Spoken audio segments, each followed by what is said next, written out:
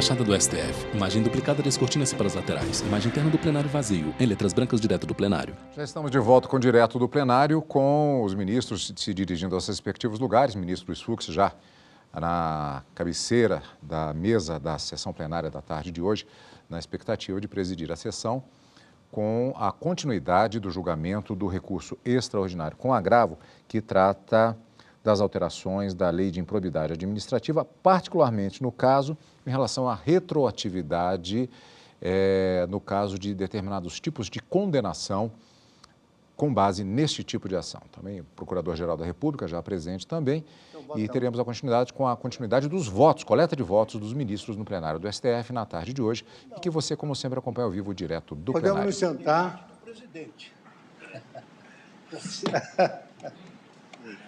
Não posso ser assim. Abre a sessão no plenário físico do STF, ao centro da mesa, em formato da letra U invertida, o ministro presidente da Suprema Corte. Excelentíssimo ministro Luiz Fux. Nosso decano, ministro Gilmar Mendes, ministro Ricardo Lewandowski. À sua direita, a presença do Ministério Público, à sua esquerda, Carmelília Oliveira de Souza, assessora-chefe do plenário. Ao fundo, parede de mármore, clara. Ministro Luiz Alberto Barroso. Acima do presidente, brasão. Ministro Alexandre de Moraes, ministro Cássio Nunes Marques, também está aqui no nosso painel, por videoconferência, ministro André Mendonça e nosso Procurador-Geral da República, doutor Antônio Augusto Brandão de Aras.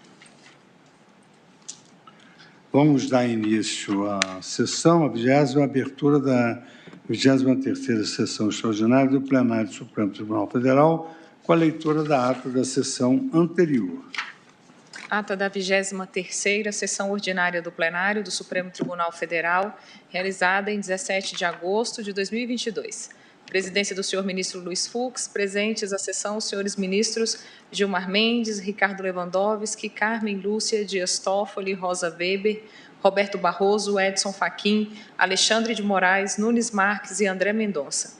Procurador-Geral da República, doutor Antônio Augusto Brandão de Aras. Abriu-se a sessão às 14h49, sendo lida e aprovada a ata da sessão anterior.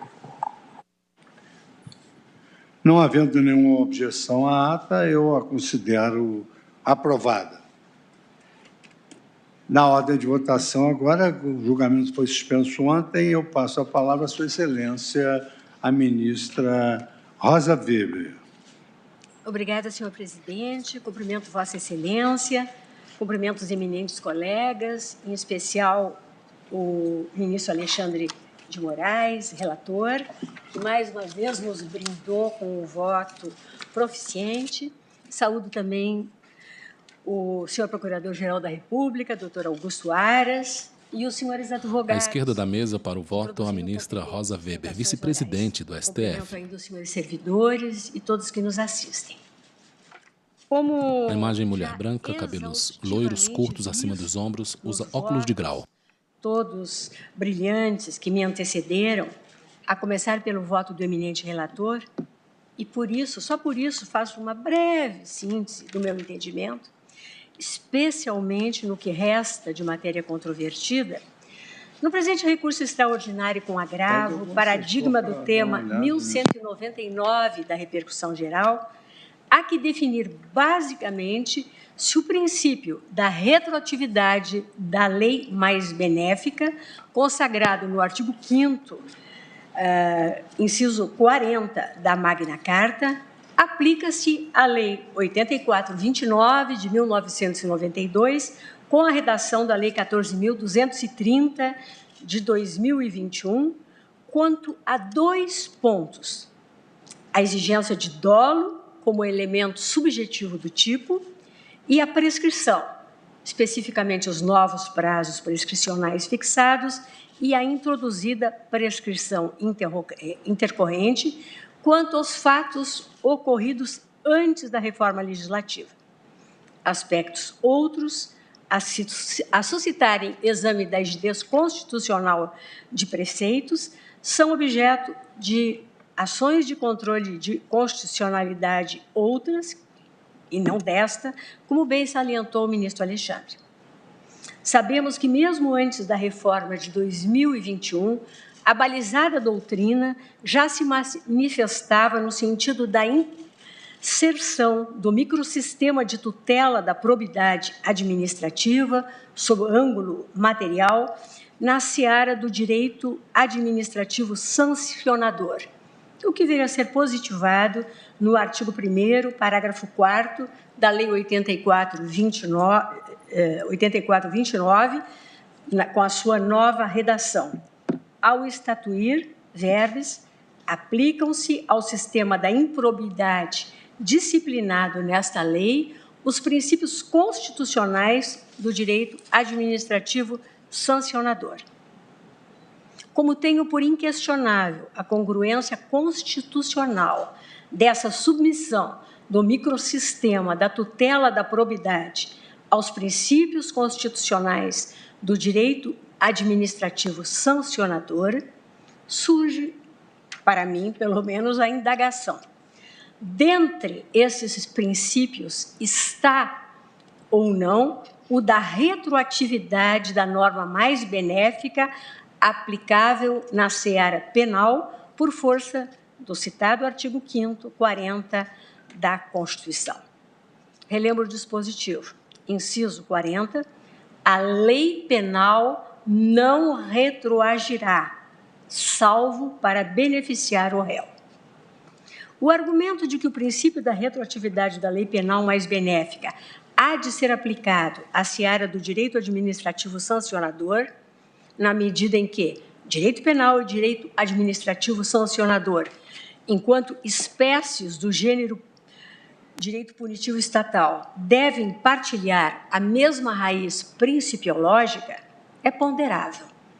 Entendo, contudo, com a devida vênia das compreensões contrárias, que, consideradas, inclusive, as singularidades de tais ramos do direito, não se justifica transposição automática e linear de princípios. E, nesse sentido, lembro expressiva doutrina que, no meu voto, senhor presidente, que aqui, como eu disse, é uma síntese, eu, inclusive, transcrevo e cito José Roberto Pimenta Oliveira, Dinorá Adelaide Grossi, Luiz Mauro Lindemeyer Et, Jonathan de Mello Rodrigues Mariano.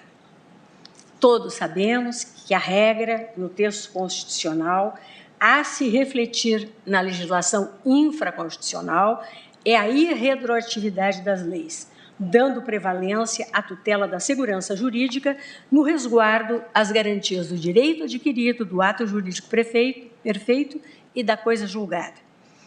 Nossa norma do artigo 5º, inciso 36. A exceção no texto constitucional, como visto, é a retroatividade benéfica da lei penal, amparada em razões que dizem com o bem maior que a liberdade humana, a envolver a liberdade de locomoção. Na minha compreensão, renovando o meu pedido de vênia aos que entendem de forma diversa, a norma do artigo 5º, 40, da retroatividade benéfica, merece interpretação restritiva, circunscrita ao direito penal, na sua expressa dicção ao estatuir a lei penal, não alcançando, portanto, o direito administrativo sancionador, este dotado de maior dinamismo e voltado, em caráter precípuo, à construção de modelos prospectivos de tutela do interesse público. Pontuo que a ratio legis da exceção, na área penal, a liberdade humana, não tem paralelo no âmbito do direito administrativo sancionador. Inequívoca, por outro lado, na minha visão, a natureza cível ou não penal do microsistema de tutela da probidade administrativa, vale dizer, não abarcado nos limites do direito penal, como deflui, inclusive, do artigo 37, parágrafo 4º da nossa lei fundamental. Tenho, por outro lado, que o artigo 9º do Pacto de São José da Costa Rica, ao prescrever que, aspas, se depois da perpetração do delito a lei dispuser a imposição de pena mais leve, o delinquente será por isso beneficiado, fecho aspas, ainda que internalizado este pacto no nosso ordenamento jurídico com status supralegal, em absoluto conduz à imposição da exceção às garantias constitucionais do ato jurídico perfeito, do direito adquirido e da coisa julgada fora do âmbito penal. Observadas essas balizas, reputo prevalecente, quanto aos 2 pontos objeto de análise, o princípio da irretroatividade da lei e, por conseguinte, inaplicáveis aos atos de improbidade ocorridos anteriormente à vigência da alteração legislativa às novas regras estatuídas, o que me leva, com a devida vênia, a divergir do eminente relator exclusivamente no ponto já objeto da divergência aberta pelo ministro Luiz Edson Fachin e seguida pelo ministro Luiz Roberto Barroso. Entendo que a aplicação da lei revogadora mais benéfica a fatos ocorridos antes de sua vigência implica, sim, retroatividade que não prescinde de norma legal a autorizá-la, como existe quanto ao direito penal, e não há na seara do direito administrativo sancionador. Endosso ainda o fundamento externado pelo ministro Luiz Roberto, no sentido de que, ao tempo dos dispositivos da lei revogada, muitas vezes sequer as decisões explicitavam a presença do elemento subjetivo, se dolo ou culpa, e acresço o fundamento da isonomia a clamar pelo tratamento igual para as mesmas condutas.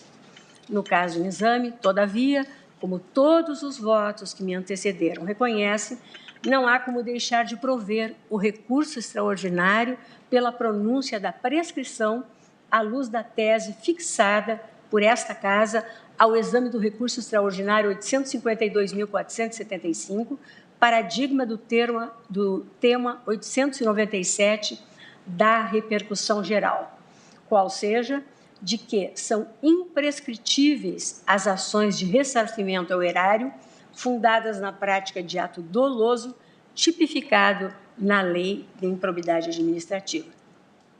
Isso porque a conduta imputada recorrente se conforma à modalidade culposa estabelecida na antiga redação do caput do artigo 10 da Lei 84/29, uma vez a ela imputados atos de incúria e negligência na condução de processo sob seu patrocínio, enquanto advogada credenciada pelo INSS.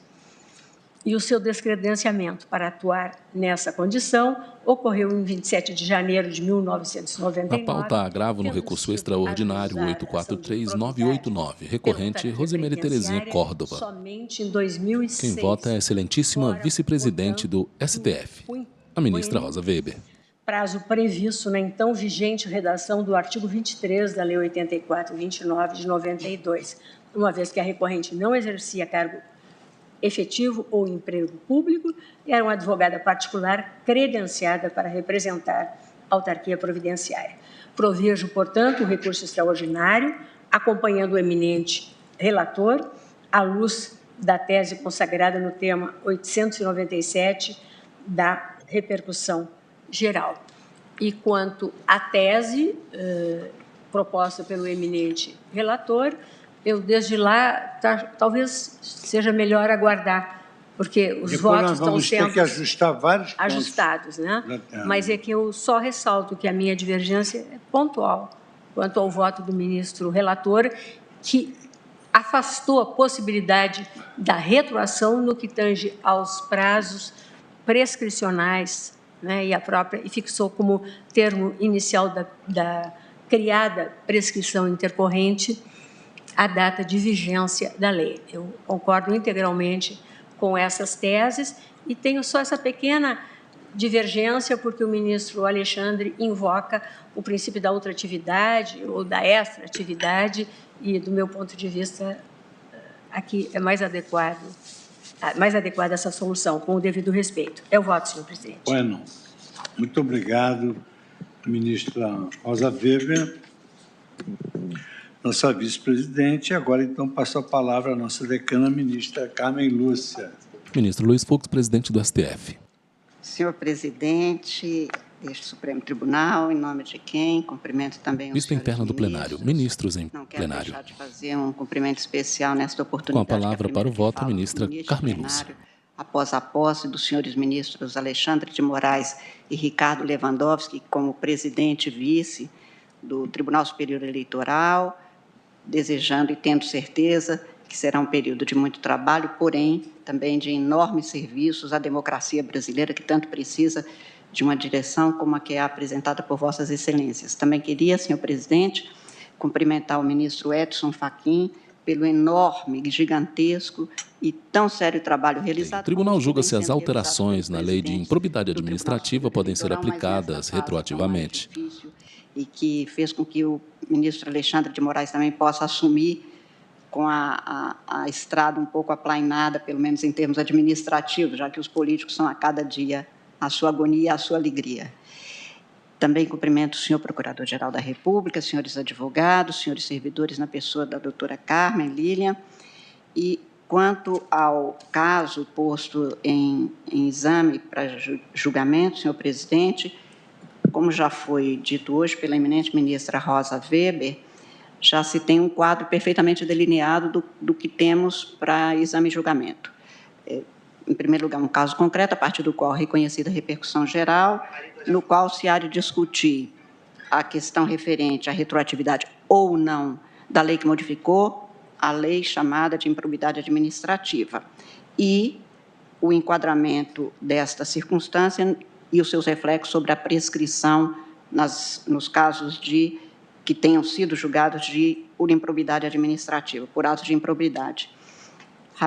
Farei juntada de um voto alongado, senhor presidente, mas de pronto digo que, quanto ao provimento, ponho-me em consonância com todos os votos dados até aqui, uma vez que não se tem condições de afastamento da prescrição e não é caso mesmo, pelo que eu estou acompanhando no provimento do recurso especificamente.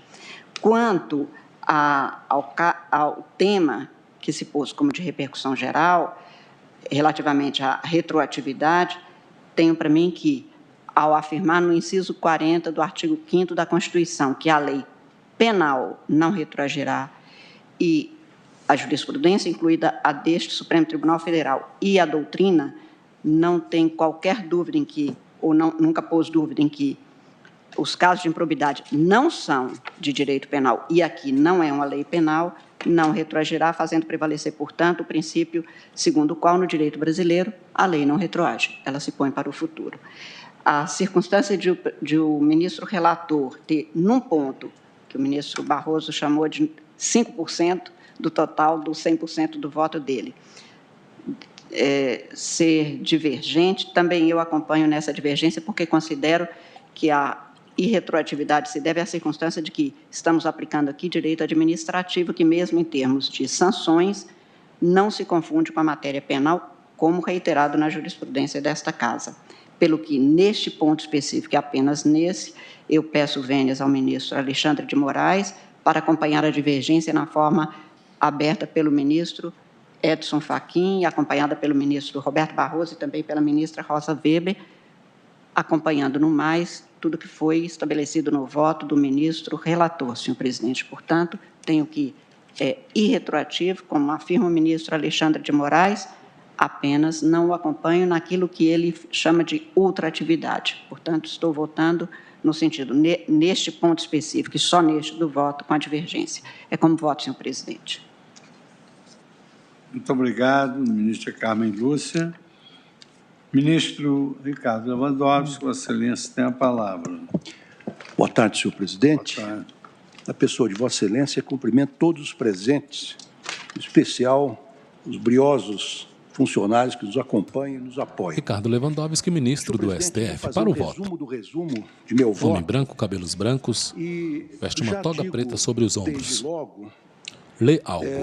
Que eu entendo que o direito administrativo sancionador e o direito penal possuem considerável similitude ontológica e principiológica, pois ambos consubstanciam o poder-dever de punir do Estado, com a potencialidade de apenar o jurisdicionado com sanções de natureza patrimonial, pessoal, funcional, todas de invulgar repercussão em sua esfera privada e aptos a ensejar, inclusive, a privação ou restrição da liberdade no campo penal, ou a imposição de reparação civil e multa, perda de função pública, suspensão de direitos políticos e proibição de contratar com o poder público ou de receber benefícios ou incentivos fiscais e creditícios. Portanto, senhor presidente, eu entendo que a lei de improbidade administrativa, ela consagra a sua proximidade com o direito penal ao prever que a ação de improbidade é repressiva e de caráter sancionador. E aí, presidente e eminentes pares, eu peço vênia para ler o que consta do artigo 17d desta lei.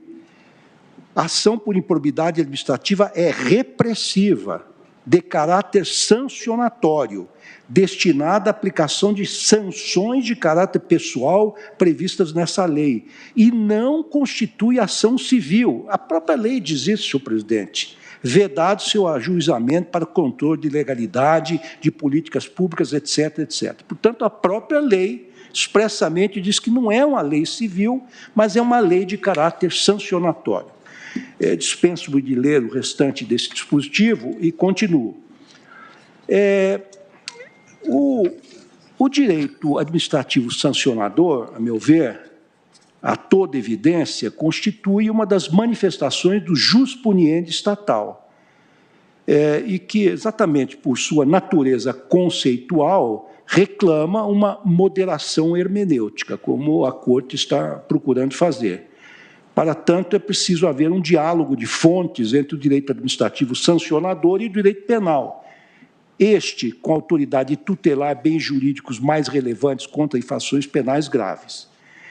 Então, eu entendo, senhor presidente, que destas considerações decorre que é preciso prestigiar o princípio da retroatividade da lei mais benéfica, que, aliás, encontra amparo constitucional, e que, a meu ver, deve ser aplicado com a devida vênia àqueles que, enfim, praticaram um ilícito correspondente à improbidade administrativa e que não deixa de ser um microsistema do direito penal estatal. Eu faço menção, vários já fizeram, senhor presidente, ao artigo 9º da Convenção Americana sobre Direitos Humanos. E o artigo 9º da Convenção Interamericana de Direitos Humanos veda expressamente a retroação de leis mais gravosas, ou, melhor dizendo, entende que, quando a lei é mais benéfica, ela retroage, sim, constituindo, portanto, um direito fundamental no âmbito do sistema de proteção de direitos fundamentais das Américas. E pode haver alguma dúvida com relação a essa questão quando esse dispositivo da Convenção, do Pacto de São José da Costa Rica, se refere a delitos e à pessoa do delinquente. Mas a jurisprudência da Corte Interamericana de Direitos Humanos, que, enfim, que interpreta os vários dispositivos do Pacto de São José da Costa Rica, e especificamente este artigo 9º, ela entende, esta Corte, que o princípio da retroatividade da norma sancionadora mais benéfica é aplicável também aos processos ou procedimentos não criminais.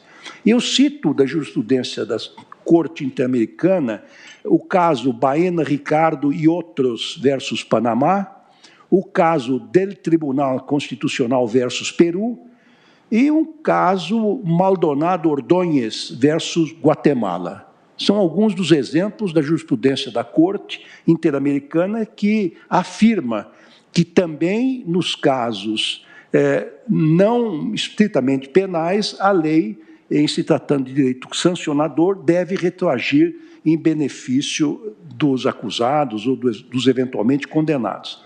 E veja, senhor presidente, eminentes pares, a própria Corte Europeia de Direitos Humanos não destoa desse entendimento.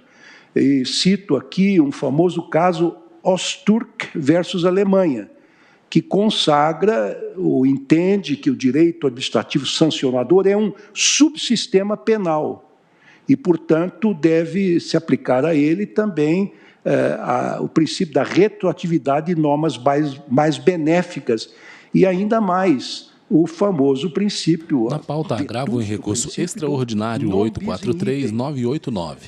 Recorrente, Rosemary Terezinha Córdova. Quem vota é o ministro Ricardo Lewandowski. Mas a doutrina muito firme no mesmo sentido. Vou adiante, senhor presidente.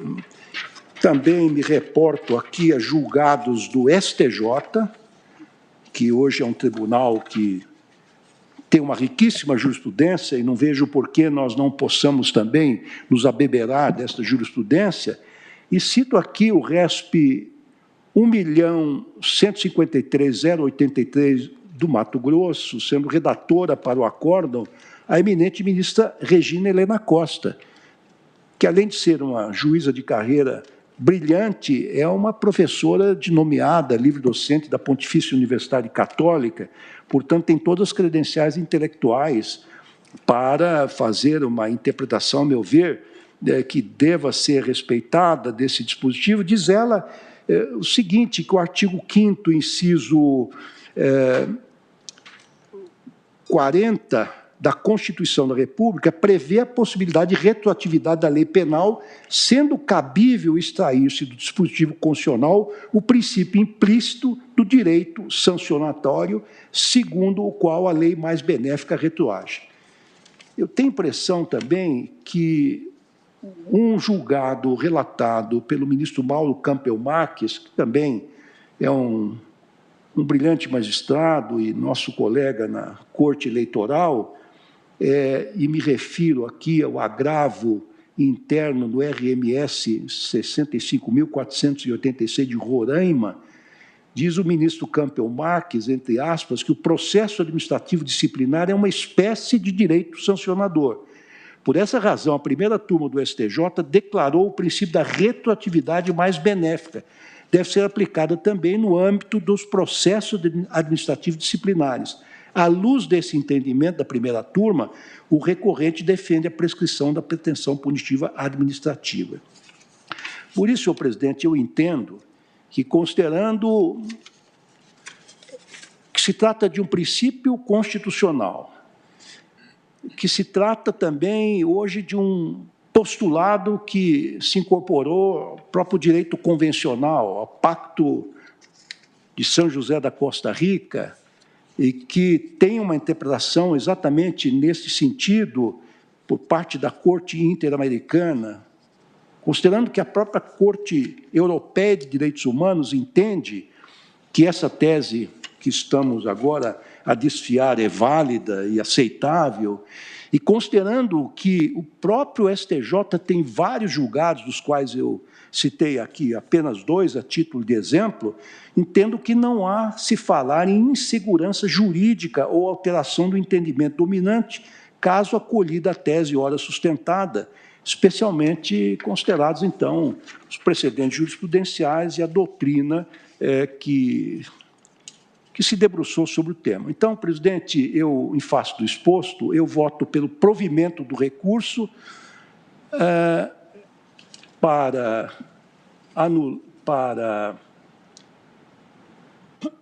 reformar o acordo recorrido e julgar extinto o processo. Quanto às teses, senhor presidente, para facilitar a Vossa Excelência, eu me pronuncio do seguinte sentido. Entendo que são atípicos os atos de improbidade administrativa praticados culposamente, onde não há comprovação do dolo, antes do dia 21 de outubro de 2021, considerada a retroatividade da Lei 14.230, que é objeto agora da nossa apreciação. Entendo que o novo prazo prescricional previsto na lei retroage para alcançar os atos de improbidade administrativa praticados antes da vigência da lei. Aí, senhor presidente, o terceiro item dessa tese que está sendo discutida é a seguinte: eu entendo que a retroatividade da Lei 14.230 para alcançar atos de improbidade administrativa praticados antes de sua vigência, não atinge os casos cobertos pelo manto da coisa julgada. No entanto, senhor presidente, o eminente ministro André Mendonça, salvo engano, ontem, ou em data anterior, e hoje, aqui na entrada do plenário, novamente fez a gentileza de explicitar a tese que ele defende em torno desta questão, e que me parece bastante razoável, e eu vou aderir a essa tese. Quer dizer, os casos cobertos pela coisa julgada, até em função também de um princípio constitucional, devem ser resguardados, devem merecer a proteção. No entanto, entendo que não são imunes à ação rescisória. Eu penso que, ou seja, ela não pode ser automaticamente desconstituída mediante uma simples petição. No entanto, a ação rescisória, que é um instrumento processual agasalhado na nossa processualística, na nossa legislação adjetiva, e que tem amparo também, evidentemente, no ordenamento constitucional, entendo que pode ser manejada por aqueles que foram condenados exclusivamente por culpa, sem que tenha sido comprovado o dolo. Estes têm a seu dispor a ação rescisória. Com relação à prescrição intercorrente, eu entendo, tal como outros eminentes ministros o fizeram, que, em se tratando de uma norma processual, ela incide no momento em que ela é editada. Portanto, ela não atinge os processos já em curso, mas o termo inicial da prescrição intercorrente relativa a processos deflagrados antes do advento da Lei 14.230 é 21 de outubro de 2021, ou seja, ela passa a vigorar imediatamente. Nesse aspecto, minha conclusão é expressamente ou integralmente coincidente com a solução dada pelo ministro Alexandre de Moraes. Portanto, como voto, senhor presidente?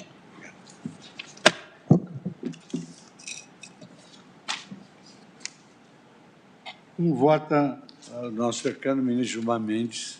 Boa tarde, presidente.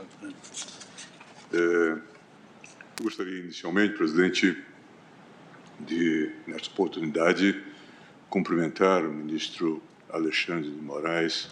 Também no plenário físico do STF, para o voto, o ministro Gilmar Mendes. À frente do TSE, neste momento tão peculiar da vida nacional.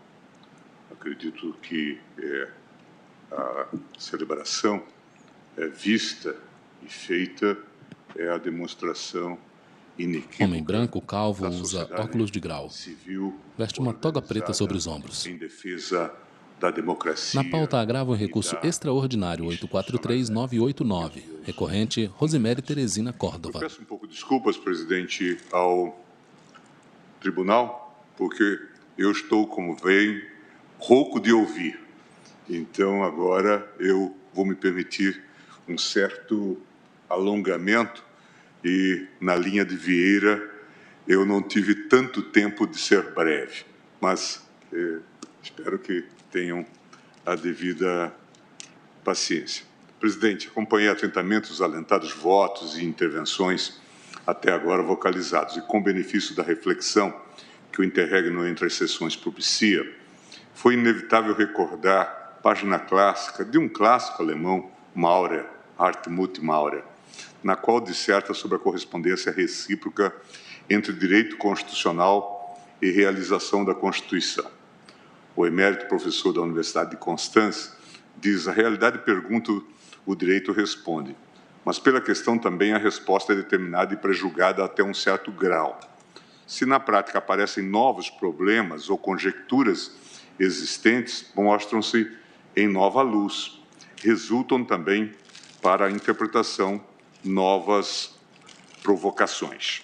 De alguma forma, já dialoguei a propósito com a ministra Carmen Lúcia sobre isto, nosso também clássico Friedrich Miller trabalhou essa ideia do programa normativo e do âmbito normativo, não é? e os eventuais influxos entre ambos.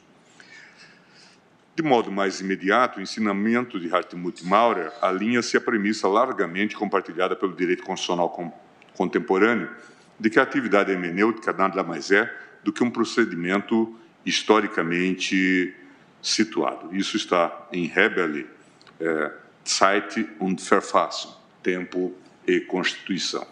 Todavia, o quanto até agora discutido nestes autos revela uma outra dimensão da lição de Hartmut Maurer e que assume as vestes de A uma imagem vista advertência dinâmica para do quem plenário atua do STF. na concretização Plenário composto pelos ministros, todos em plenário. conduzem a novas interpretações, é primordial ter redobrado zelo na escolha, construção do problema a ser enfrentado.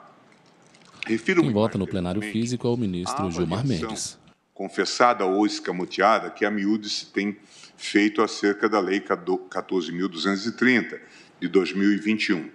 Uma atuação do Congresso Nacional deliberadamente pensada para inviabilizar o combate à corrupção.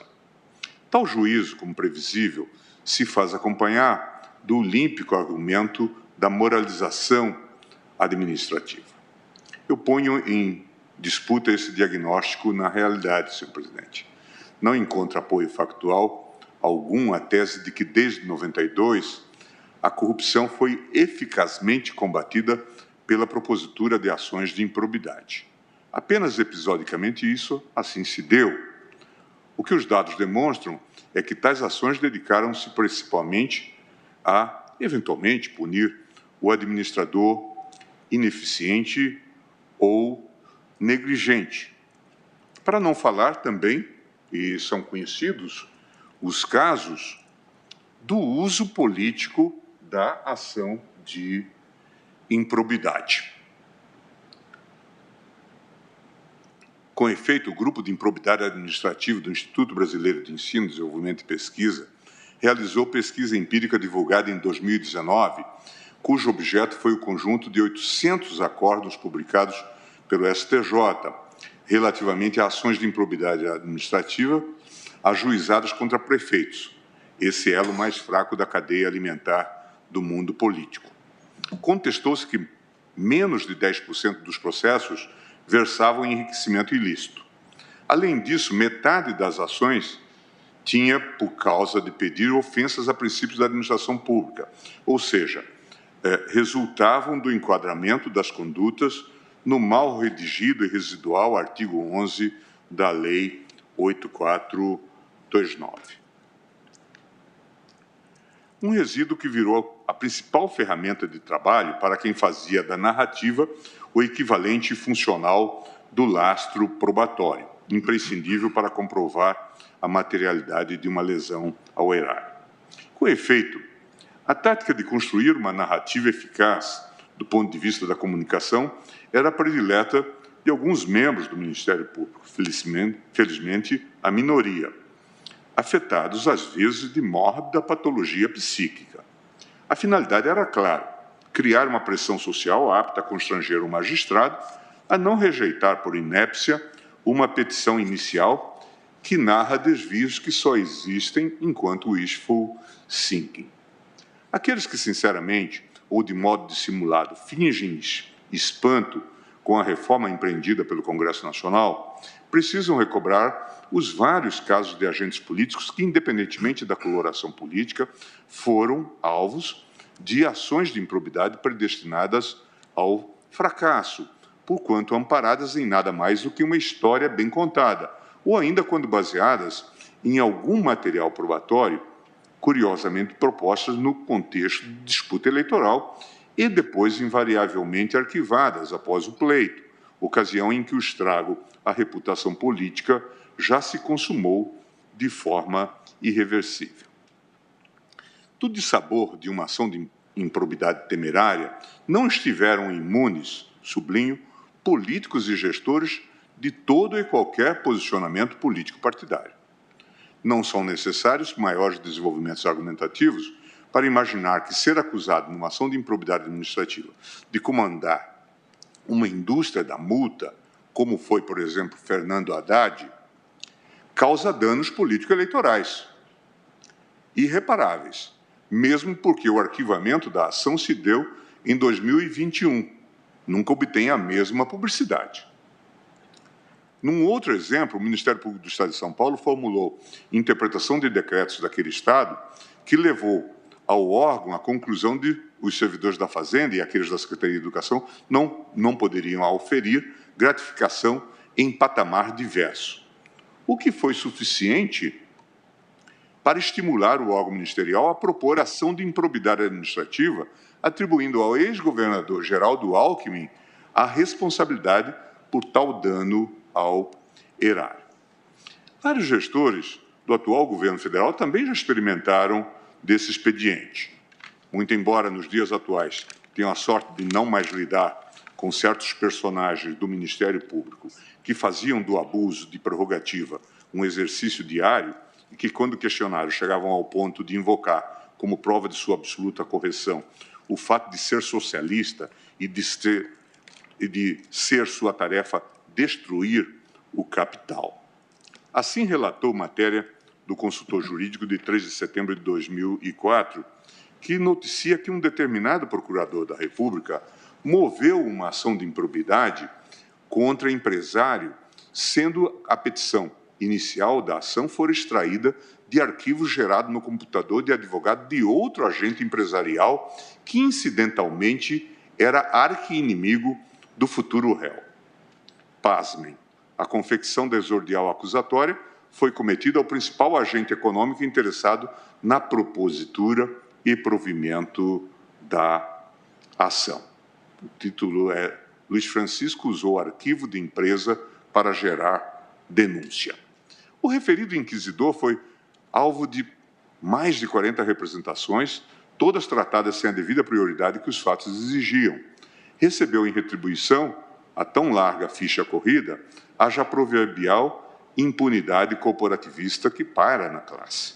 Com tal incentivo, não podemos assustar que, anos após, uma integrante do Ministério Público não tenha se sentido minimamente constrangida quando se dispôs ao lastimável papel de redigir uma minuta de petição de impeachment de ministro do Supremo em assessoria a certo causídico, cujo amargor que diuturnamente destila não é inteiramente dissociado ao fato de que esta Corte contrariou certos interesses de seus clientes.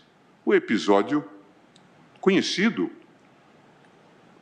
envolvendo aquela fundação de Curitiba, também chamada, popularizada, de Fundação Dallagnol, em que um dado advogado se consorciou, professor da USP, se consorciou, não é professor da USP, é ex-professor da USP, e se consorciou para proteger os seus clientes e receber esse dinheiro via esta ação.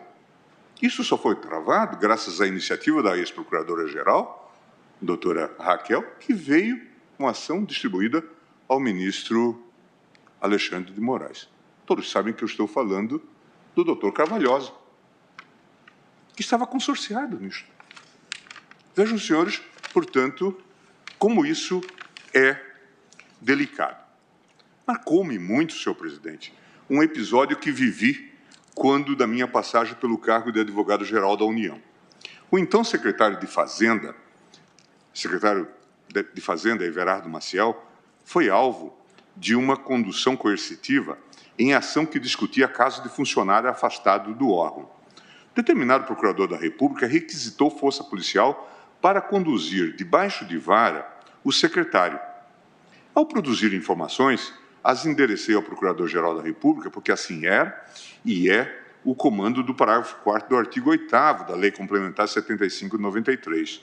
Pois bem, o integrante do Ministério Público Federal, talvez afetado em seus brios, afastou a constitucionalidade de tal norma e moveu, em meu desfavor, uma ação de improbidade administrativa, posteriormente arquivada, claro, dado o seu caráter manifestamente improcedente. Indado, o que aconteceria se fosse aplicada aos membros do Ministério Público a métrica que, usualmente, alguns integrantes dessa carreira utilizam com prefeitos e demais gestores públicos? eu não vi nas sustentações feitas por parte do Ministério Público nenhuma preocupação com essa temática. Propostas de corrigendas, ações coletivas para evitar a aventura pessoal e tudo mais. Em 18 de julho deste ano, o Jornal Estado de São Paulo destacou em editorial a criação de um novo penduricalho aprovado pelo Conselho Nacional do Ministério Público: a gratificação por acúmulo de processos. É decorar frade de pedras. A criação de benefícios sem previsão legal ou previsão orçamentária, quanto menos senso de realidade. Igualmente desconcertante é saber que ação de improbidade alguma foi proposta para combater essa heterodoxia orçamentária. E, normalmente, não se fazem ações quando envolvem as próprias iniciativas do órgão ministerial. Mas tais exemplos não são nada quando comparados às ações de improbidade que versavam sobre o PROER, Programa de Estímulo à Reestruturação e ao Fortalecimento do Sistema Financeiro Nacional, medida adotada no contexto de política pública de evitar o colapso de um dos pilares da economia nacional, as instituições financeiras. O tema era urgente e necessário para impedir a falência sistêmica do sistema financeiro nacional à época, servindo aos interesses da coletividade. À época, o Banco Central justificou a adoção de tal política pública com sólida prognose, que objetivou justamente a construção de sistema preventivo da crise financeira, baseado na experiência internacional, provendo o Banco Central com o aparato legal de que necessitava para conduzir o sistema financeiro a um novo modelo, outorgando-lhe o poder de deixar no sistema somente as instituições que tiverem saúde, liquidez e solidez. A despeito de todas as evidências empíricas e da complexidade técnica dos atos submetidos ao escrutínio judicial, agentes públicos responsáveis pela formulação de políticas públicas urgentes e relevantes para os destinos do país foram acoimados com gravíssimos mecanismos processuais, que de instrumentos de tutela de probidade administrativa transformaram-se em veículos de perseguição política. Pessoas até hoje de reputação ilibada, como o ex-ministro da Fazenda, Pedro Malan, o ex-ministro da Fazenda, das Relações Exteriores, do Orçamento das Relações Exteriores, Serra, e o ex-ministro Pedro Parente. Em decorrência de várias condenações proferidas no bojo dessas ações de improbidade, propostas perante a 20ª e a 22ª Varas Federais da Seção Judiciária do Distrito Federal, houve o ajuizamento da reclamação 2186 perante esta Corte, inicialmente sob a minha relatoria. A decisão chega a ser, senhores ministros, caricata, porque mandava essas pessoas devolver todos os recursos gastos com o PROER. Simples assim. Eram 3 ministros que teriam que devolver todo o montante gasto com o PROER. Numa das sentenças, o juiz, ministro André, era tão cauteloso dizendo: eu não vou suspender os direitos políticos, só vou me limitar a determinar o ressarcimento. Eu até à época brinquei com o Pedro Parente, falei, mas ele foi muito sensível, porque mandou dividir por 3 tudo o que se gastou no PROER. Chacotas à parte, presidente, veja a que ponto se chegou. O PROER hoje é dito como talvez uma das melhores concepções para a defesa do sistema financeiro nacional. Não obstante, até hoje, essas pessoas respondem por ação de improbidade. Ministro pausa a fala e bebe água. E eu então dizia que isso estava sob a minha relatoria. Ao conceder a medida liminar requerida em 3 de outubro de 2002, pontuei a gravidade do regime de improbidade administrativa e muito assemelhada àqueles dos crimes comuns e dos crimes de responsabilidade. Assim, para aqueles que ignoram as gravosas consequências atribuídas aos atos de improbidade, equivalentes àquelas de tipos penais, e afirmam a existência de anistia geral com a nova lei, concito-os a reflexão em torno do caso Proé e de tantos outros que demandaram a atuação legislativa corretiva. É em virtude dessa experiência institucional, com avanços e injustiças, que o artigo 17d da nova Lei de Improbidade Administrativa assenta o caráter sancionatório da ação de improbidade destinada à aplicação de sanções de caráter pessoal, de modo que não constitui ação civil, vedado seu ajuizamento para o controle de legalidade de políticas públicas e para a proteção do patrimônio público e social, do meio ambiente e de outros interesses difusos, coletivos e individuais homogêneos. É premente evidenciar aos plantonistas do rigor sancionatório o tortuoso caminho que nos conduziu à Lei 14.230, de 2021. Se a Lei 8.429, de 92, consistiu em avanço no combate à corrupção, a Lei 14.230 constitui passo na direção do aperfeiçoamento institucional, da correção de rumos para que o enfrentamento de atos de improbidade ocorra dentro da moldura da Constituição. É preciso deixar claro que o debate em torno das alterações ao regime jurídico da improbidade administrativa insere-se no contexto institucional de um país que luta não apenas contra a corrupção e a má administração da coisa pública, mas também contra as mazelas da infância do Estado democrático de direito. Deixemos de lado expedientes intelectualmente questionáveis, como aquele de rotular a reforma legislativa como um liberou geral. A questão não é de ordem moral. Na esteira do professor Lênin Streck, na democracia, não é a moral que deve filtrar o direito, e sim é o direito que deve filtrar os juízos morais. Feitas essas considerações, que julgo importantes para a compreensão das questões constitucionais em jogo, passo agora, presidente, ao voto. Não é novidade que o cuidado com o patrimônio público ocupou espaço preferencial no projeto constitucional de 1988, como já foi amplamente destacado nos vários votos.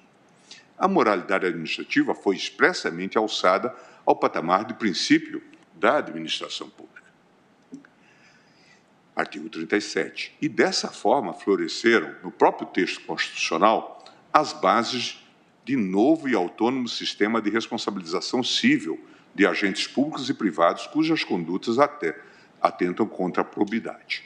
Os contornos constitucionais desse sistema evidenciam o rigor do Constituinte com os atos de improbidade, no que estabelece que importarão a suspensão dos direitos políticos, a perda da função pública, a indisponibilidade dos bens e o ressarcimento ao erário na forma e gradação previstas em lei, sem prejuízo da ação penal cabível.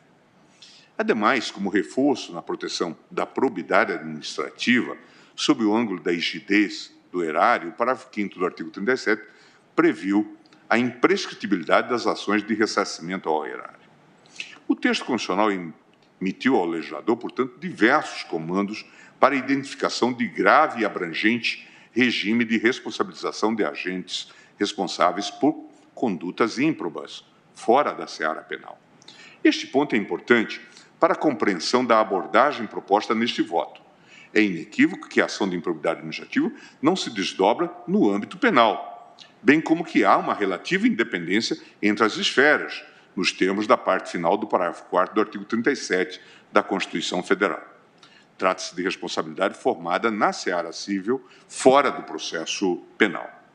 Disso não resulta, porém, que a questão esteja definitivamente resolvida com a solução das controvérsias da ação de improbidade administrativa mediante a mera transposição de conceitos e princípios do direito civil. Isso porque o caráter sancionatório e o severo conjunto de responsabilidades atrelado ao regime de improbidade coloca-o em zona de penumbra interpretativa. Nesse sentido, a questão da retroatividade das inovações inseridas pela Lei 14.230 de 2021 relaciona-se profundamente com a natureza das normas de improbidade administrativa, ora agregadas à principiologia do direito penal, ora dele apartadas, com a incidência de regras do direito administrativo sancionador ou, quando menos, do próprio direito civil. Reservadas as devidas vênias, não comungo do entendimento daqueles que posicionam os atos de improbidade administrativa exclusivamente no âmbito do direito civil, negligenciando o seu inequívoco caráter sancionador, bem como a profunda conexão entre o direito sancionador e o direito penal. Conforme fiz ver no julgamento da reclamação 41.557, São Paulo, a relação entre o direito penal e o direito administrativo sancionador revela um nódulo problemático do sistema penal com o qual a doutrina especializada vem se ocupando desde o início do século XX, quase coincidindo com o desenvolvimento da própria dogmática jurídico-penal moderna, que foi impulsionada por nomes como Bindi, von List e Belling. O ponto central de tensão, para além de traçar uma diferenciação formal e material entre o ilícito penal e o ilícito administrativo, algo que foi objeto de preocupação da doutrina desde a publicação da obra clássica Das Verwaltungsstrafrecht, por Goldschmidt, em 1902, é a limitação do ius puniendi estatal por meio do reconhecimento da proximidade entre as diferentes esferas normativas e da extensão de garantias individuais tipicamente penais para o espaço do direito administrativo sancionador. Nessa linha, o Tribunal Europeu de Direitos Humanos estabelece, a partir do paradigmático caso Ostug, já citado agora pelo ministro Lewandowski, em 1984, um conceito amplo de direito penal que reconhece o direito administrativo sancionador como um autêntico subsistema da ordem jurídico-penal. A partir disso, determinados princípios jurídico-penais se estenderiam para o âmbito do direito administrativo sancionador, que pertenceria ao sistema penal em sentido lato. Estou citando a Ana Carolina Oliveira, Direito de Intervenção e Direito Administrativo Sancionador. A doutrina e a jurisprudência dos tribunais patos têm se inclinado pela aplicabilidade dos direitos e garantias constitucionais de cunho marcadamente penal no que se refere à interpretação de normas jurídicas sucessivas que relevem ou minorem sanções a pessoas físicas e jurídicas, incluindo as de direito público, direito sancionatório estatal. Especificamente, em relação aos atos de improbidade administrativa, desde a edição da Lei 8429 de 92, debrucei-me sobre o tema, uma vez que a posição sistêmica dos atos de improbidade administrativa causavam, e em alguma medida ainda causam, certa perplexidade, sobretudo quando consideradas as consequências jurídicas atribuídas a essas condutas. Com efeito, as sanções reservadas aos atos de improbidade são graves e, em grande parte, equiparadas àquelas atreladas à prática de crime comum, conforme evidenciado pelo próprio artigo 15 da Constituição Federal, que, em seu inciso 3º, atribui à condenação criminal transitada em julgado a mesma consequência no tocante aos direitos políticos daquela atribuída às condutas ímprobas. Essa penalidade de suspensão dos direitos políticos também está presente no sistema de responsabilidade política administrativa de agentes políticos, os denominados crimes de responsabilidade. Basta observar que o presidente da República, se condenado pelo Senado em processo de impeachment, pode ser inabilitado para o exercício da função pública pelo prazo de 8 anos, artigo 52, parágrafo único da Constituição. Também os ministros de Estado, os ministros do Supremo e o Procurador-Geral estão sujeitos à inabilitação para o exercício de qualquer função pública em virtude da prática de crime de responsabilidade, por força do artigo 2º da Lei 1079 de 1950. No que concerne à sanção de perda do cargo ou função pública, novamente os sistemas penal, de improbidade administrativa e de crimes de responsabilidade mostram-se coincidentes. Todos preveem a possibilidade de condenação do imputado a essa drástica penalidade. Salientei essa superposição de regimes de responsabilidade em voto proferido no julgamento da reclamação 2038.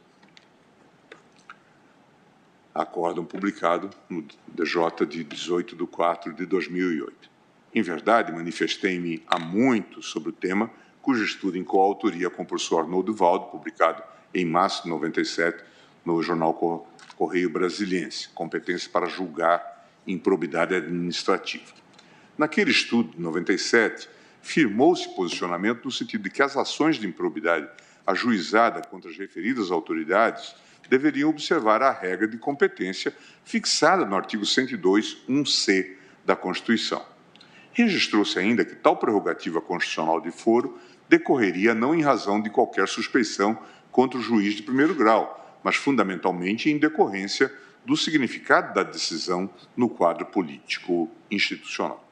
Afirmou-se, ademais, que a simples possibilidade de suspensão de direitos políticos ou a perda de função pública isoladamente considerada seria suficiente para demonstrar o forte conteúdo penal com incontestáveis aspectos políticos da ação de improbidade. Nesse ponto, seguindo a doutrina, observou-se que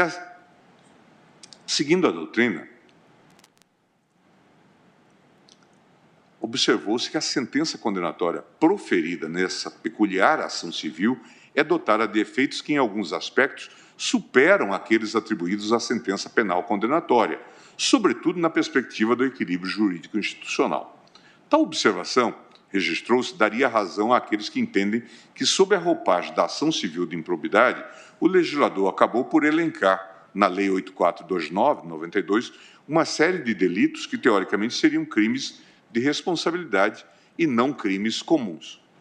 Lembrou-se também que muitos dos ilícitos descritos na lei de improbidade configuram igualmente ilícitos penais, que podem dar ensejo à perda do cargo ou da função pública, como efeito da condenação, como fica evidenciado pelo simples confronto entre o elenco de atos de improbidade, constante do artigo 9º da Lei 8429, com os delitos contra a administração. Tal coincidência, afirmou-se, evidenciaria a possibilidade de incongruências entre as decisões na esfera criminal e na ação civil, com sérias consequências para todo o sistema jurídico. Decorridos mais de 5 anos, dizia a época, da publicação do referido estudo, podemos verificar hoje que as reflexões ali colocadas jamais poderiam ser consideradas meras especulações abstratas. Multiplicam-se as ações de improbidades ajuizadas em primeira instância com o propósito de afastar de suas funções autoridades que gozam de prerrogativa constitucional de foro. Por isso dizia, hoje tenho a firme convicção de que os atos de improbidade descritos na Lei 8429 constituem autênticos crimes de responsabilidade. Ainda no âmbito doutrinário, o saudoso ministro Teori Zavascki também delineou os contornos severos das ações de improbidade, edificando com proficiência a distinção entre a tutela sancionatória da ação de improbidade e a tutela meramente ressarcitória. O tribunal julga se as alterações na lei de improbidade administrativa podem ser aplicadas retroativamente. Área 843989, recorrente Rosemary Terezinha Córdova.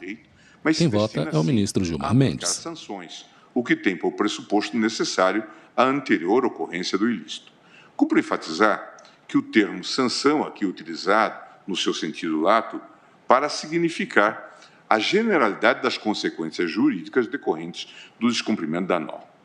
Considerar essa circunstância é importante, dizia Sua Excelência, para a adequada compreensão e interpretação da lei de improbidade, na qual, conforme se verá, há previsão de sanções diversas, com naturezas distintas, regidas por princípios diferentes. Por outro lado, há sanções com natureza eminentemente punitiva.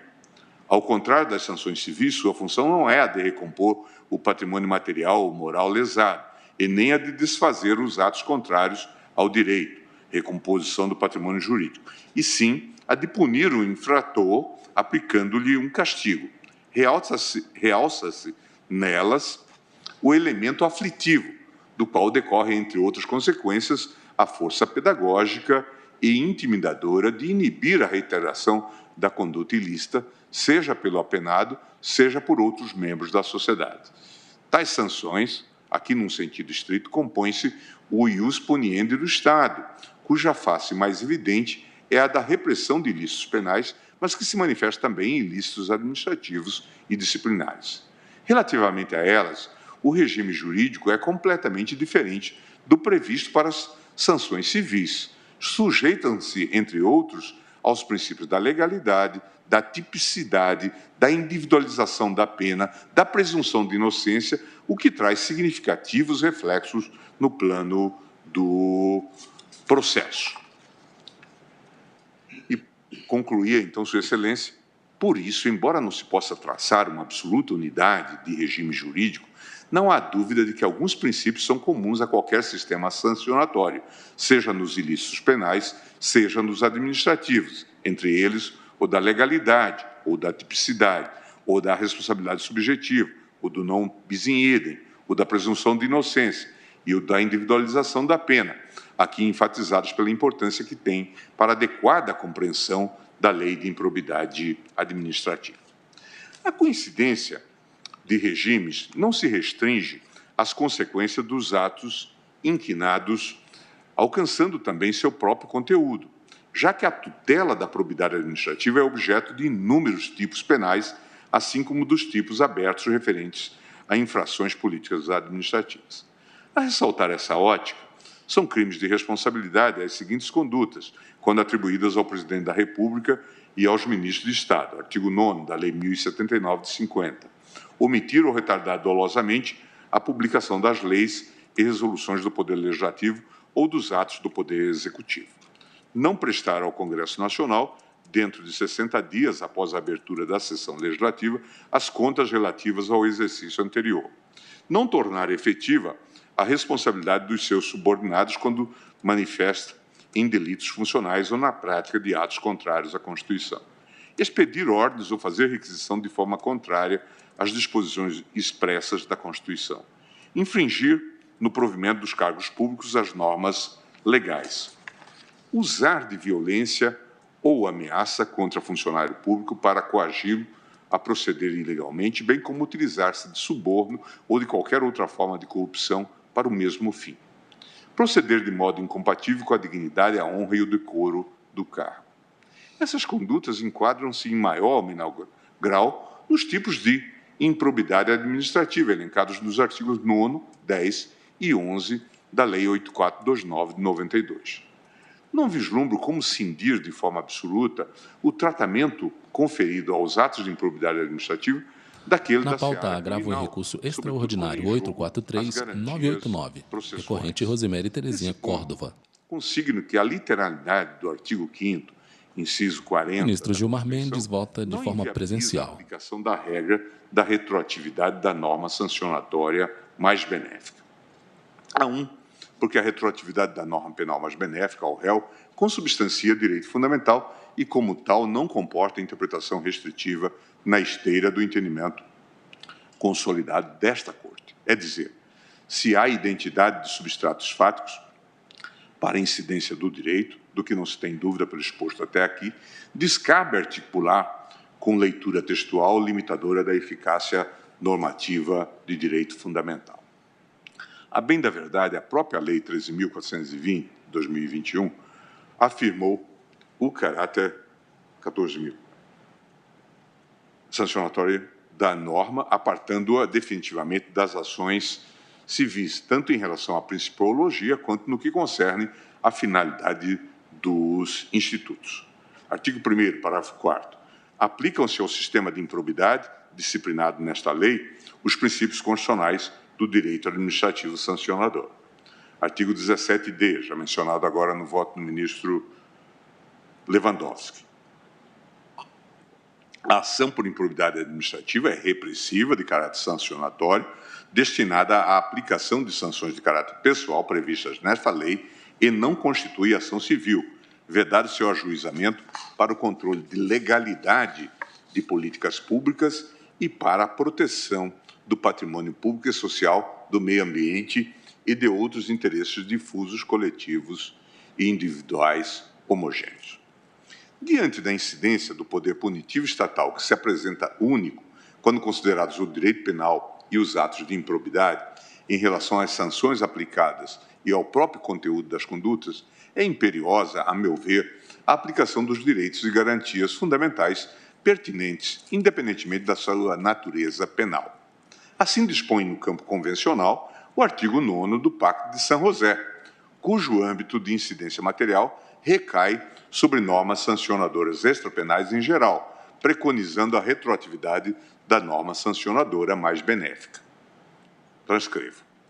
Ninguém pode ser condenado por ações ou omissões que, no momento em que forem cometidas, não sejam delituosas, de acordo com o direito aplicável. Tampouco se pode impor pena mais grave que a aplicável no momento da perpetração do delito. Se depois da perpetração do delito a lei dispuser a imposição de pena mais leve, o delinquente será, por isso, beneficiado. Nesse diapasão, Rodrigo Bittencourt Modrovic e Guilherme Pulp da Nóbrega advertem que o dispositivo da Convenção Americana, ao replicar o princípio da retroatividade da lei benigna, não o cingiu à norma penal, de modo que, sabido ostentar a referida convenção em status supralegal, sua dicção sozinha já haveria de se sobrepor à legislação infraconstitucional, particularmente no que concerne à interpretação sobre a extensão dos efeitos de alterações positivas. Lei de improbidade comentada. Assim, considerada a proximidade ontológica dos regimes jurídicos de combate a atos de improbidade administrativa e de persecução criminal, com sanções de grau similar de gravidade, impõe-se, a meu ver, a incidência da garantia da retroatividade da norma sancionadora mais benéfica.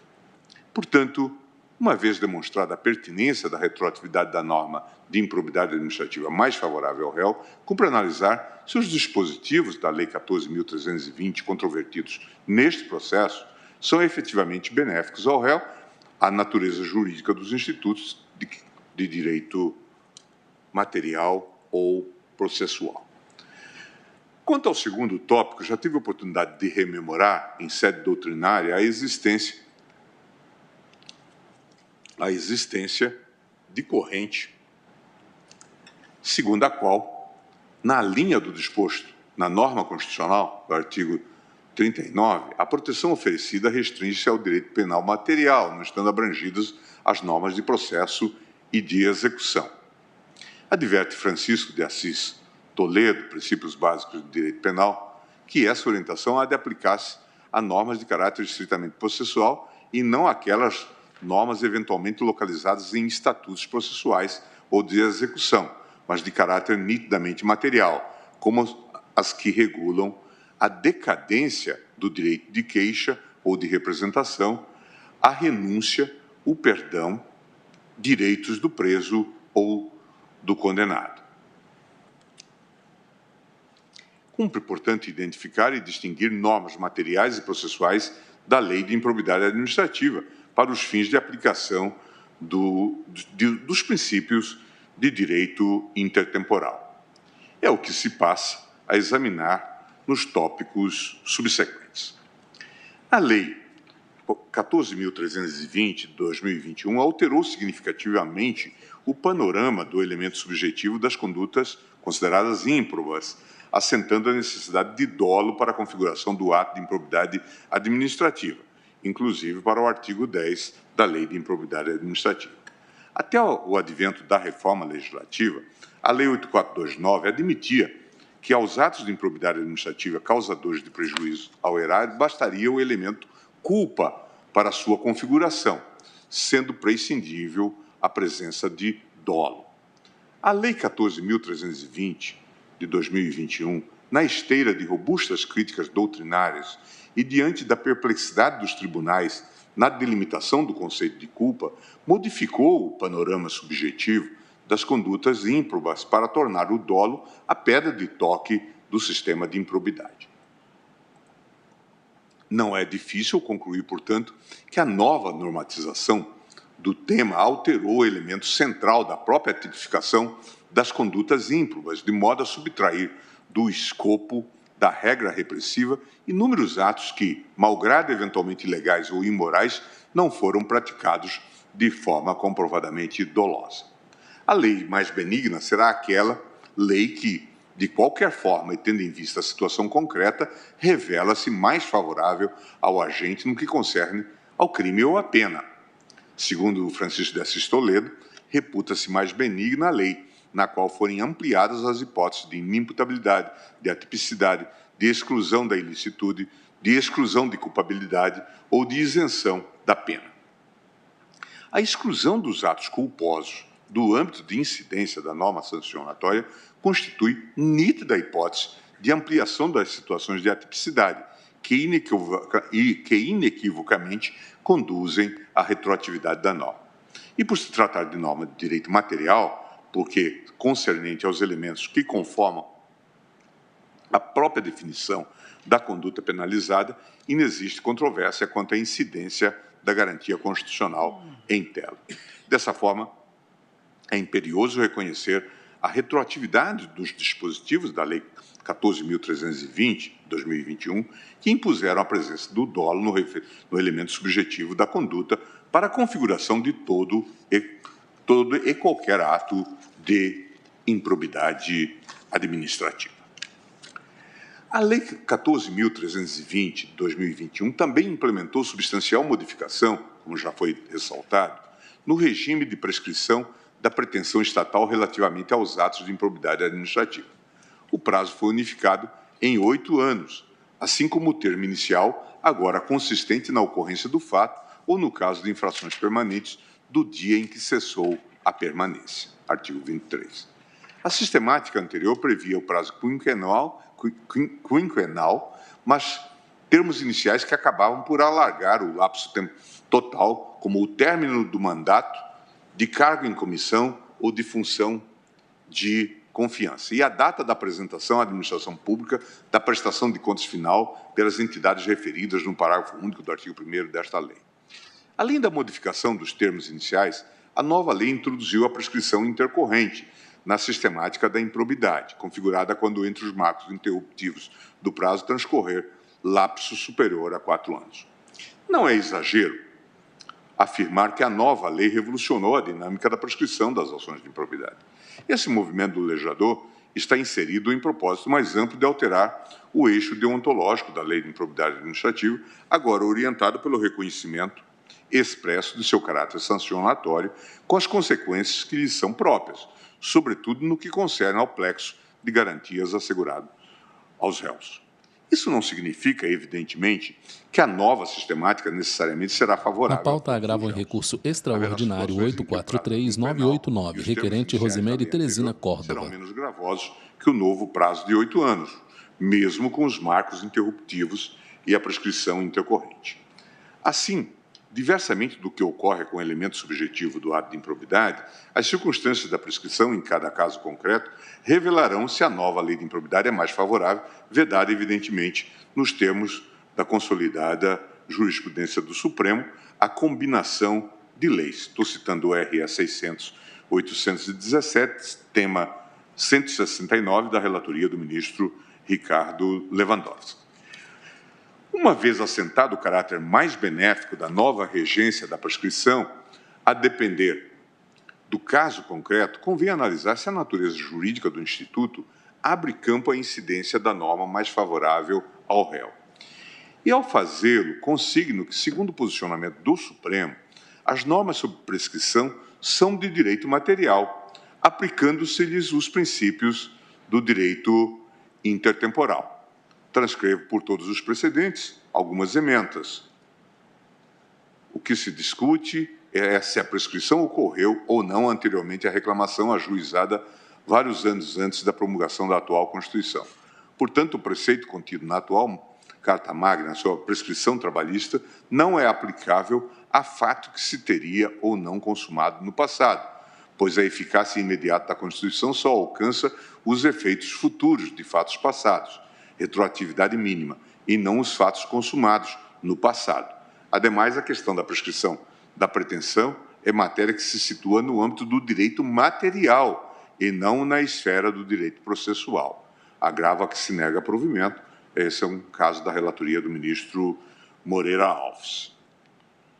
E outro caso, nos termos da jurisprudência desta Corte, não é possível a aplicação retroativa do artigo 366 a fatos praticados antes da Lei 9271 de 96, por se tratar de norma de conteúdo misto de direito material penal e processual penal, mais gravosa ao acusado, pois impede o curso da prescrição. RHC 105.730, da relatoria do ministro Teori Zavascki. Por conseguinte, o Instituto da Prescrição Geral por ser de direito material, comporta a retroatividade da norma mais favorável, nos termos do artigo 5º, inciso 40 da Constituição Federal. Contudo, o tema ganha em complexidade quando enfrentado o dilema da retroação da prescrição intercorrente, sob o prisma de normas processuais e de direito material. Como já adiantado, as normas processuais, mesmo em direito penal, não poderiam retroagir, ainda que para beneficiar o réu, tendo em vista o brocardo tempus regit actum, CPP, artigo 2º. E a prescrição intercorrente configura-se como modalidade específica, cujos contornos e finalidades a diferenciam da prescrição geral. Enquanto esta busca especialmente assegurar a estabilidade das relações sociais e a segurança jurídica, evitando que a persecução estatal seja deflagrada extemporaneamente, a prescrição intercorrente diz com os desdobramentos processuais da ação já iniciada, homenageando a garantia constitucional da duração razoável do processo. Noutros termos, essa modalidade envolve a delimitação do próprio desenvolvimento do processo, funcionando como elemento de preclusão dos atos das partes e do Poder Judiciário. A ressaltar essa ótica, a sua referência de contagem são os marcos interruptivos da prescrição geral, consubstanciados, por sua vez, em eventos processuais, como a sentença e o acórdão condenatórios. Nessa linha, a prescrição intercorrente surge como fenômeno eminentemente processual, diferenciando-se da prescrição geral pelo seu prazo, pela contagem e pela finalidade. Reforço, neste ponto, que a prescrição intercorrente rege a dinâmica de funcionamento do próprio Poder Judiciário na interação com as partes. Essa circunstância é importante porque impacta elemento crucial para a definição da retroatividade dessa norma. Com efeito, a Lei 14.230 de 2021 criou prazos para os juízes conduzirem a bom termo as ações de improbidade. Lapsos temporais até então inexistentes. Rememora a propósito que a jurisprudência do STJ era inequívoca quanto à inexistência de prescrição intercorrente no âmbito da improbidade administrativa. Estou citando o RESP da relatoria da ministra Eliana Calmon. Assim, toda a atividade persecutória do Estado era fundada na prescrição quinquenal, interrompida pelo ajuizamento da ação de improbidade, sem que houvesse prescrição intercorrente a balizar a atuação estatal. Retroagir essa inovação legislativa implicaria vincular a prestação jurisdicional a parâmetros temporais inexistentes à época de sua prática. Dessa forma, concluo que, diferentemente do que ocorre com a nova regra de prescrição geral e com a conformação dos elementos subjetivos dos atos de improbidade, a prescrição intercorrente não deve retroagir para alcançar processos que tramitavam antes da vigência da Lei 14.230, tendo em vista sua natureza processual. Eu vou me encaminhando, presidente, para o final, dizendo o seguinte: o reconhecimento da retroatividade dos dispositivos relativos ao elemento subjetivo dos atos de improbidade administrativa e ao novo prazo prescricional, assim como a afirmação da irretroatividade da prescrição intercorrente, todos inseridos na lei pela Lei 14.320, impõe análise cuidadosa do alcance do entendimento. Com efeito, muito embora a retroação dessas questões decorra de garantia constitucional, há espaço de conformação e calibragem que deve ser observado, não só para a adequação desse direito a outros princípios com assento constitucional, como também para orientar a aplicação desse direito aos casos concretos. A ressaltar essa ótica, o próprio Código Penal estabelece em seu artigo 5º... Na pauta, ARI 843-989. O Tribunal julga se as alterações na Lei de Improbidade Administrativa podem ser aplicadas retroativamente. Quem vota é o ministro Gilmar Mendes. Resguarda-se a reversão de eventuais efeitos extrapenais do pronunciamento jurisdicional. Entendo que o tratamento conferido no âmbito do direito penal constitui baliza adequada para a aplicação retroativa dos dispositivos em tela, mantendo-se coerente com a premissa até aqui defendida da proximidade entre a persecução criminal e o sistema de combate a atos de improbidade administrativa. Nessa linha, a regra geral da aplicação retroativa dos dispositivos da Lei 14.230 é a imediata paralisação dos efeitos pendentes da sentença condenatória, independentemente do trânsito em julgado. É dizer, a penalidade de suspensão de direitos políticos, cujo lapso ainda não se esvaiu, o ressarcimento e a multa inadimplidos ou adimplidos parcialmente e a perda da função pública não implementada devem ter sua execução imediatamente cessada. Entretanto, os efeitos já exauridos da sentença condenatória não são impactados pela nova legislação.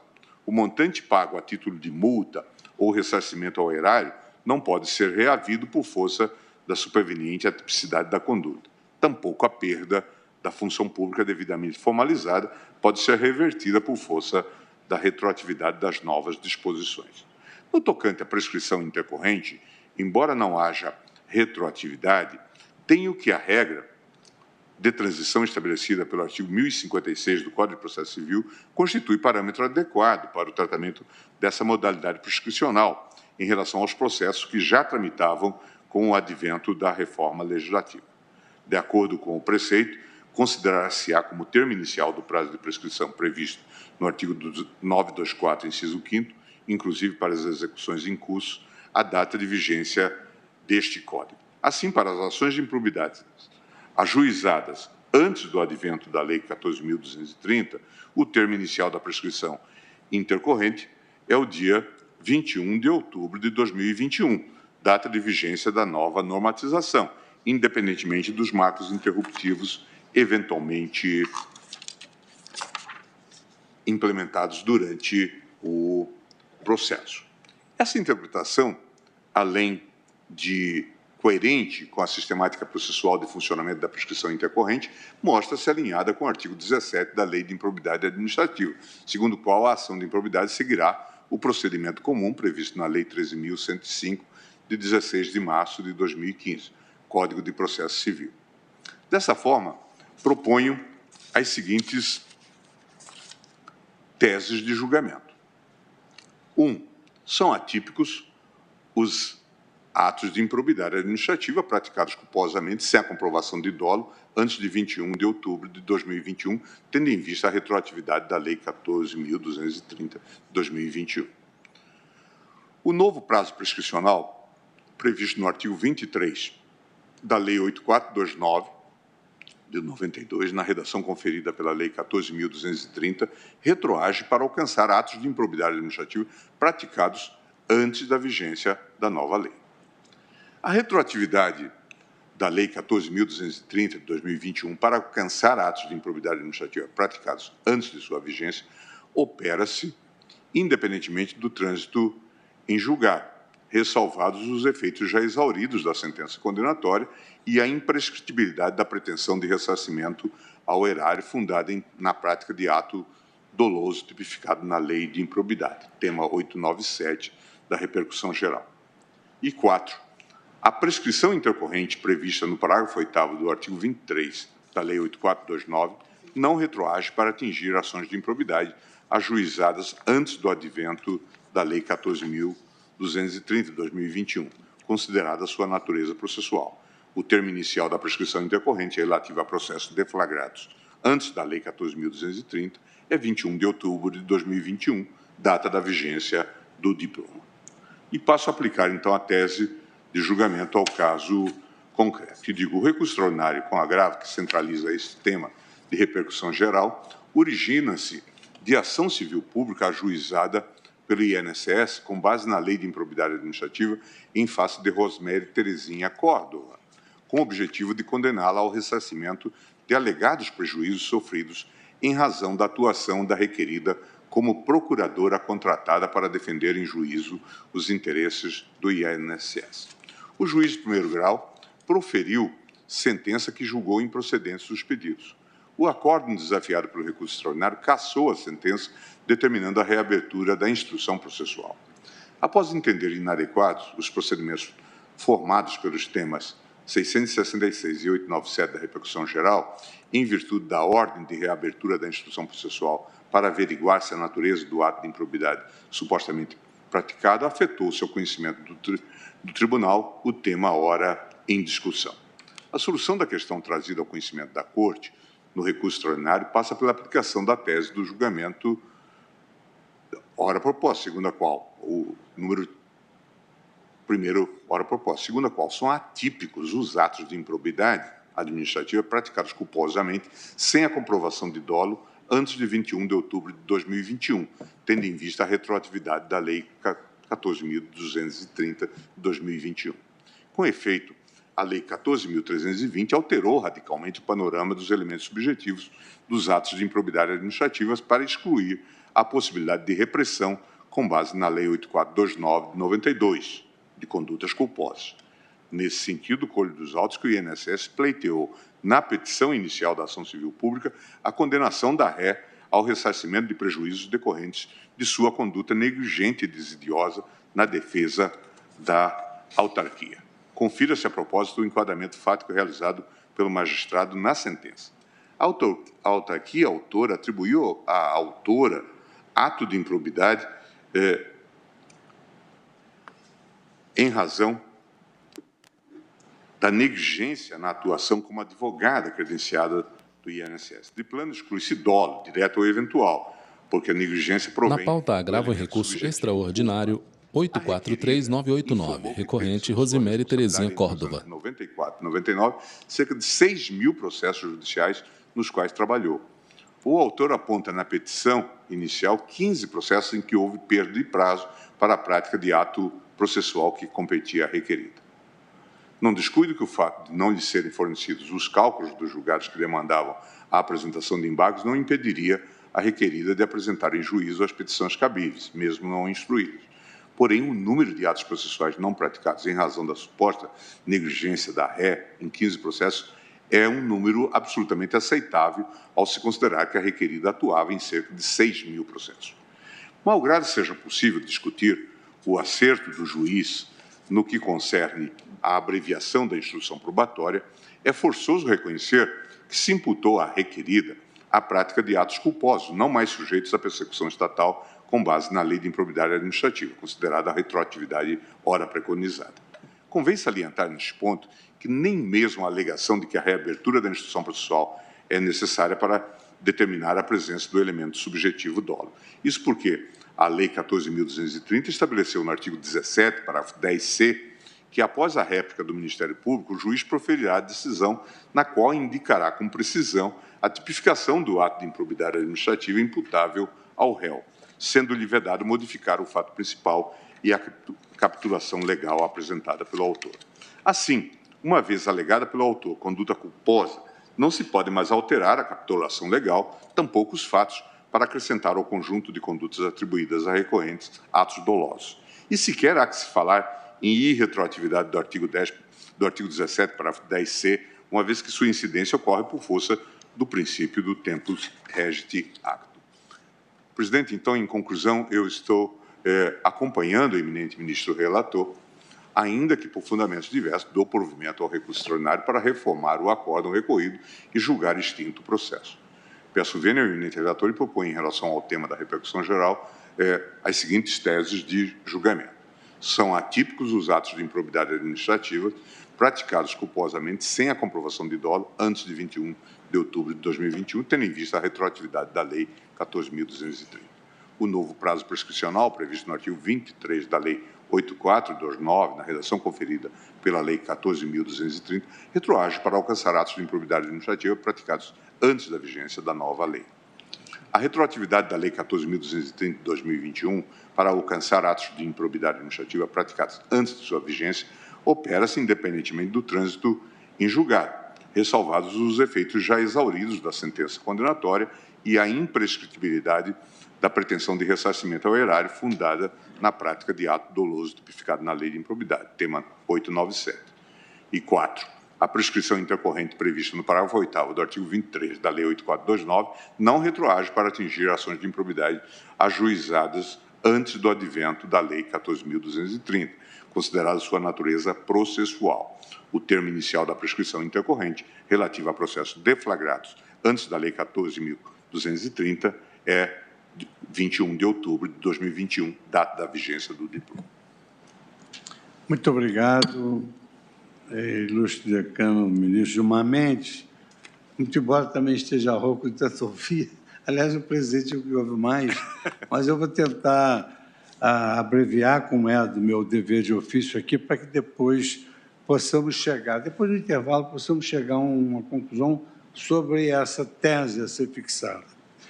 Bom, no momento atual, que eu considero vigente. Com a palavra o ministro Luiz Fux, presidente da Suprema Corte. As normas infraconstitucionais, elas devem passar pela lente da Constituição. Elas precisam ser analisadas à luz da Constituição Federal Brasileira.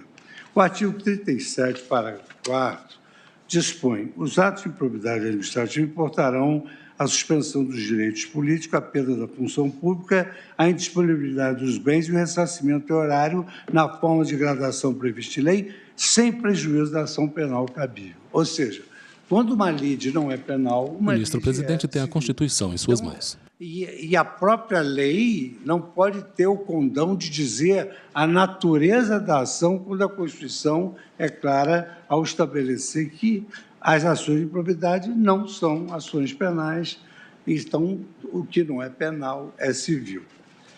E tanto assim o é, e aqui foi mencionado pelo ministro Gilmar Mendes, mas há vários e vários dispositivos que subsumem essa ação de improbidade ao Código de Processo Civil, numa demonstração inequívoca de que nós estamos diante de uma ação de natureza civil, em que se aplica o Código de Processo Civil.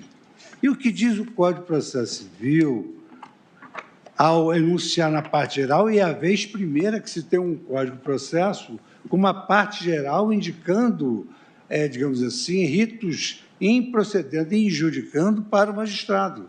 Nós nunca tivemos um código com uma parte geral e uma parte especial. Olha o que diz o artigo 14 do novo Código. A norma processual, já que estamos no campo de uma ação civil, não retroagirá e será aplicável imediatamente aos processos em curso, respeitados os atos processuais praticados e as situações jurídicas consolidadas sob a vigência da norma revogada. Então, de que à luz dessa compreensão sintética, porque eu trouxe um voto longo, eu verifico o seguinte: em primeiro lugar, assiste razão ao relator ao assentar que foi excluída a modalidade culposa nas ações de improbidade. Então, as ações que já transitaram em julgado, não tenho a menor dúvida de que não são atingidas. Mas, como se aplica aos processos pendentes, o juiz, a possibilidade jurídica do pedido, ela tem que ser analisada até o final do processo, como a legitimidade das partes e como o interesse de agir.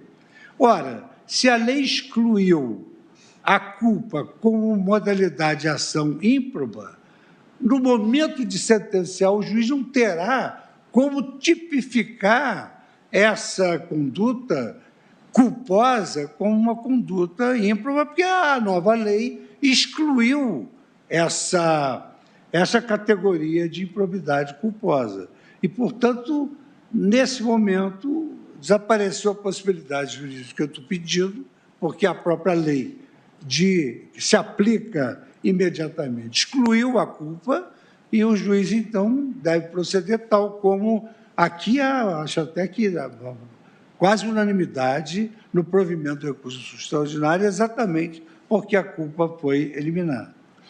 Por outro lado, seguindo a coerência com o meu raciocínio, a prescrição com a devida vênia é instituto de natureza processual, desde digamos assim, a introdução à ciência do direito, se estabelece que a prescrição é da ação, e a ação é um instituto de direito processual, e a decadência é do direito, e é um instituto de direito material.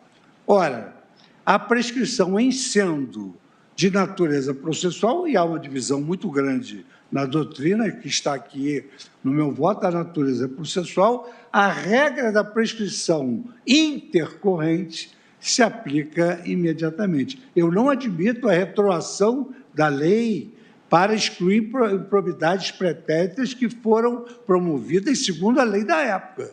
Mas, nos processos pendentes, a prescrição, ela se aplica, a prescrição intercorrente se aplica a partir... O tribunal julga se as alterações na lei de improbidade administrativa podem ser aplicadas retroativamente.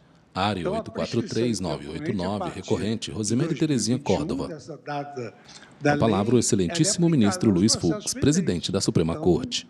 Os marcos interruptivos, os prazos, aos processos pendentes que ainda estão sendo julgados, ela se aplica a partir da lei, não para trás, prospectivamente. Marcos temporais prospectivos, prazos prescricionais prospectivos. E assim, eu entendo que, dando-se provimento ao recurso ordinário, no meu modo de ver, em razão da impossibilidade jurídica de condenação por culpa respeitada a coisa, julgada, e aplicando-se a lei aos processos pendentes, contando-se novos marcos interruptivos a partir da data da publicação da lei, que é o que consta do meu voto, eu entendo que eu mais me aproximo, com todas essas posições, do voto do eminente ministro relator, que pede a palavra. Então, é assim que eu voto, a secretaria anota, pode até anotar de forma sintética, que eu acompanho o voto do relator pelos fundamentos que eu suscitei, que são fundamentos, todos eles de natureza processual. Presidente, se Vossa Excelência me permite, eu havia antes falado com Vossa Excelência, eu fiz uma tabela aqui para Intervém o ministro relator do feito, excelentíssimo ministro Alexandre de Moraes. Porque são, na verdade, 4 pontos principais. Houve unanimidade, todos os ministros concordam que os atos de improbidade atualmente são só dolosos, e também unanimidade no tocante ao provimento do recurso, do caso concreto. Aí são 4 os pontos importantes da ação. Ato culposo com condenação transitada em julgado. Nós temos 6 votos para irretroatividade. O voto do relator.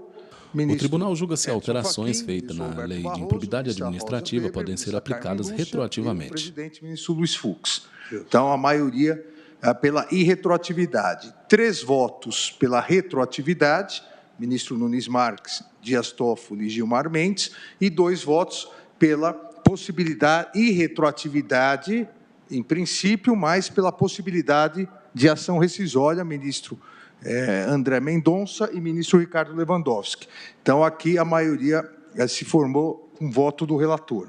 Que isso, aliás, sem prejuízo da beleza da questão trazida pelo ministro André Mendonça, isso não era objeto da cognição do tribunal, o cabimento ou não. Com a palavra o presidente da Corte. O segundo ponto, ato culposo praticado, ato de improbidade culposo. Ministro Alexandre de Moraes, relator do feito. Da lei, mas sem condenação transitada em julgado. Aqui também se formou maioria acompanhando o relator com fundamentos diversos. Eu entendo que é não ultratividade, e a maioria a retroatividade. Então, aqui acompanharam o relator, o ministro André Mendonça, o ministro Nunes Marques, ministro Dias Toffoli, ministro Ricardo Lewandowski, ministro Gilmar Mendes e ministro presidente Luiz Fux. 7 votos aqui pela retroatividade ou não ultratividade. Em outras palavras, o que não transitou em julgado, o ato culposo não transitado em julgado, deve ser extinta a ação. Eu faço na tese que iremos discutir depois, já havia feito, e acho que isso fica reforçado pela observação feita pelo ministro Roberto Barroso e pela ministra Rosa Weber, eu coloco que o juiz não é automático, o juiz deve analisar se aquele caso realmente é dolo ou culpa, porque várias vezes foi quase uma imputação genérica, então deve ser analisado. Então, ministro, 7 votos... Ministro Alexandre, Vossa Excelência permite, por favor. Como suscitei a divergência, o presidente permite, apenas para ter presente este ponto. Intervém o ministro Edson Fachin. Significa que a incidência dos efeitos da nova lei aos fatos pretéritos gerará a extinção automática das demandas. Até eu fiz questão de colocar na tese, o juiz deve analisar, o membro do Ministério Público vai peticionar e o juiz deve analisar, porque várias vezes realmente a ação de improbidade, como não se exigia a definição de dolo ou culpa, acaba falando, artigo 10, inciso 3º, sem pontuar se era dolo ou culpa. Ficaram vencidos, nesse caso, o ministro Edson Fachin, Luiz Roberto Barroso, Rosa Weber e a ministra Carmen Lúcia. Ministro Alexandre, por favor. Realmente, eu me filiei a esta tese. Pede a palavra o ministro Ricardo Lewandowski. Isso significa que o Ministério Público, enquanto fiscal da lei, ele tem a responsabilidade de não dar andamento em ações temerárias. Né? Quer dizer, eu acho que nós temos que confiar no Ministério Público brasileiro.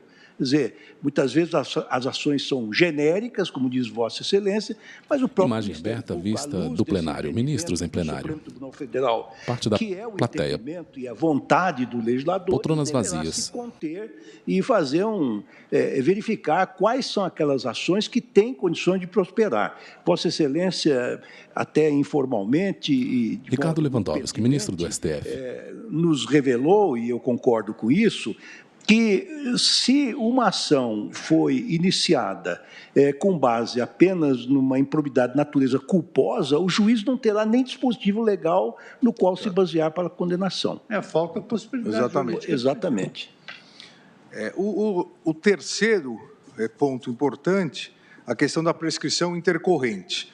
Também aqui, a maioria acompanhou o meu voto, o voto do relator. Aqui foram 9 votos.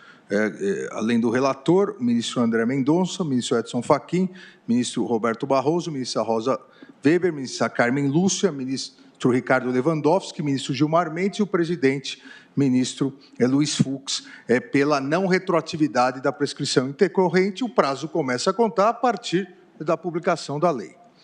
Na questão da prescrição, não a prescrição intercorrente, a geral, também a maioria se formou pela irretroatividade. A maioria acompanhou também o meu voto, então o ministro relator, ministro Edson Fachin, ministro Roberto Barroso, ministra Rosa Weber, ministra Carmen Lúcia e ministro-presidente Luiz Fux. 4 ministros votaram pela retroatividade, ministro Nunes Marques, ministro Dias Toffoli, ministro Ricardo Lewandowski e ministro Gilmar Mendes. E o ministro André Mendonça tem uma posição intermediária em relação a isso. Então, presidente, acho que isso facilita, eu vou depois passar também, Vossa Excelência, facilita para discutirmos as teses na sequência. Tá bem. Então, vamos dar um intervalo, depois do intervalo vamos definir a tese que prevalecerá. Muito obrigado por hora, está suspensa a sessão.